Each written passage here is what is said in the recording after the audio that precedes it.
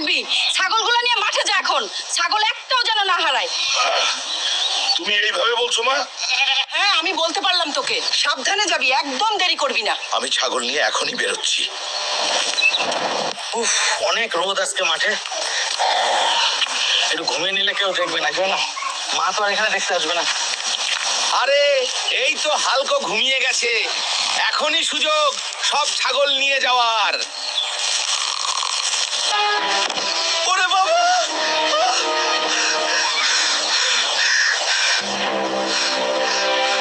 কি বলছিস তুই? আজ তোকে মেরেই ফেলবো আমি। এই হাল্ক, এই হাল্ক, আর কতদিন সাইকেল চালাবি? এখন তো একটা বাইক কিনে ফেল। আমি আজই মাকে বাইক কিনে দিতে বলবো।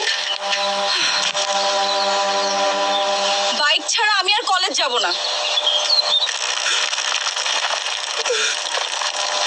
সবাই আমাকে আজ অনেক কষ্ট দিল। মা, আমার একটা নতুন বাইক লাগবেই।